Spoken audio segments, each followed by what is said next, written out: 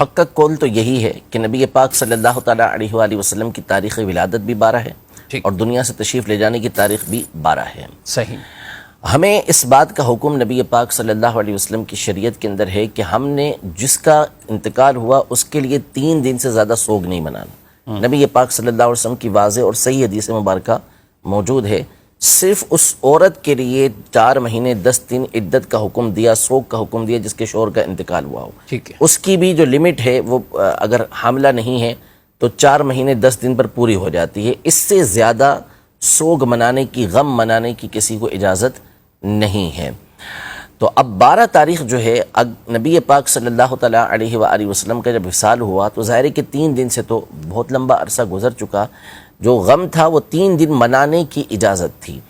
اب یہاں پہ میں 2-3 باتیں آپ کے سامنے عرض کر دوں۔ پہلے تو اس پر دلیل دے دوں کہ بعض اوقات ایک ہی دن ہوتا ہے کہ جس میں خوشی بھی حاصل ہوئی ہوتی ہے اور غم بھی حاصل ہوا ہوتا ہے، یعنی ولادت بھی ہوتی ہے اور دنیا سے جانا بھی ہوتا ہے، اس کے باوجود ہمارے لیے وہ دن عید کا دن ہوتا ہے۔ اس کی سب سے بڑی مثال جمعہ کا دن ہے کہ جمعہ کا دن مومنوں کے لیے عید کا دن قرار دیا گیا اور سید الایام قرار دیا گیا، اور اس کی جو مختلف وجوہات بیان کی گئیں حدیث مبارکہ میں نبی پاک صلی اللہ علیہ وسلم نے حضرت آدم علی نبینا و علیہ السلام کے لیے ارشاد فرمایا کہ فیہ خلق آدم، اسی میں حضرت آدم علیہ السلام کی ولادت ہوئی، وفیہ مات، اور اسی میں حضرت آدم علیہ السلام دنیا سے تشریف لے کر گئے۔ تو دونوں ایک ہی دن ہوا، یعنی جمعہ کا دن تھا اسی دن ولادت ہوئی، جمعہ کا دن تھا اسی دن دنیا سے پردہ فرمایا، لیکن اس کے باوجود ہمارے لیے جمعے کا دن عید کا دن قرار دیا گیا۔ ٹھیک ہے۔ حالانکہ ہمارے جد امجد کی، ہمارے والد کی ظاہر ہے کہ اس دن وفات ہے، لیکن اس کا ہمیں حکم نہیں دیا گیا کہ ہم اس کا غم منائیں، ہمیں حکم دیا گیا کہ ہمارے لیے خوشی کا دن ہے، سید الایام ہے، ہماری عید کا دن ہے، فقراء اور غرباء کے لیے حج کا دن ہے۔ تو اب آپ اس سے اندازہ لگا لیں۔ دوسری بات یہ کہ مسئلہ یہ نہیں ہے کہ خوشی یا غم، تو جناب آپ غم منا کے دکھا دیں۔ 12 تاریخ کو جب ہم لوگ جلوس لے کے باہر نکل رہے ہوں تو پھر آپ غم والا لباس پہنیں اور آپ کے آنکھوں سے آنسو بہہ رہے ہوں اور آپ غم مناتے ہوئے روڈوں پہ کھڑے ہو جائیں کہ ہم غم منا رہے ہیں، تو آپ تو ایسا بھی نہیں کرتے۔ تو اس کا مطلب مسئلہ یہ نہیں ہے، مسئلہ کچھ اور ہے۔ تو خوشی منانا یہ شریعت مطہرہ کا حکم ہے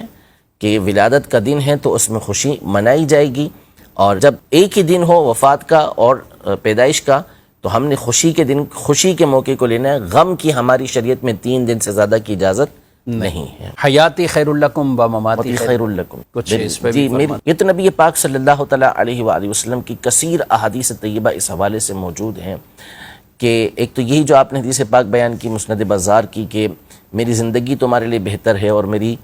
دنیا سے رخصتی بھی تمہارے لیے بہتر ہے۔ زندگی اس لیے بہتر ہے کہ تم سوال کرتے ہو، پوچھتے ہو تو میں تمہیں جواب دیتا ہوں۔ دنیا سے پردہ فرما جانا اس لیے بہتر ہے کہ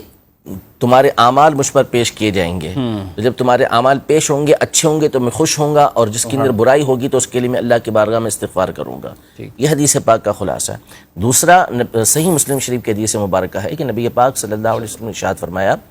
کہ جب اللہ پاک کسی امت کے ساتھ بھلائی کا ارادہ فرماتا ہے تو ان سے پہلے ان کے نبی علیہ السلام کو اٹھا لیتا ہے، یعنی ان کی جو دنیا سے ان کی جو وفات ہوتی ہے، انتقال ہوتا ہے، وہ اس امت سے پہلے ہو جاتا ہے۔ اب یہ نبی علیہ السلام آگے جا کے ان کے لیے ذخیرہ بنتے ہیں اور ان کے لیے راحت کا سامان کرتے ہیں۔ اور جب اللہ پاک کسی نبی علیہ السلام کو امت کے بعد اٹھاتا ہے، یعنی ان کی امت کو پہلے عذاب دیتا ہے، تو عذاب دے کر جب اللہ پاک کسی قوم کے ساتھ عذاب دینے کا ارادہ کرتا ہے تو اس نبی علیہ السلام کے سامنے اس کی قوم کو عذاب دیتا ہے تاکہ اس کے ذریعے ان کی آنکھیں ٹھنڈی ہوں۔ تو نبی پاک صلی اللہ علیہ وسلم پچھلی امتوں میں ایسے ہوئے ہیں، واقعات ہوئے ہیں بھی کثرت کے ساتھ ہیں ایسے۔ تو نبی علیہ السلام کا دنیا سے پردہ فرمانا بھی آپ علیہ السلام کی احادیث کی روشنی میں ہمارے لیے یہ بہتر تھا کہ نبی پاک صلی اللہ علیہ وسلم نے بالآخر ایک دن دنیا سے تشریف لے جانا تھا، لیکن ظاہر ہے کہ غم کی کیفیت اس وقت طاری تھی جو صحابہ کرام علیہم رضوان کے دور میں ہوئی، لیکن اس کے بعد پھر غم کی کیفیت نہ رہی۔ ورنہ اگر اس بات کو لیا جائے تو یقیناً نبی پاک صلی اللہ علیہ وسلم کا دنیا سے رخصت ہونا یہ ایک ایسا غم ہے کہ ایک لمحہ بھی کسی کو پھر خوشی حاصل نہیں ہونی چاہیے، ہر وقت غم کے اندر ہی بندہ رہے، لیکن اللہ پاک نے اس چیز کا حکم بھی نہیں دیا اور ہمارے دلوں کو اس پر رکھا بھی نہیں ہے۔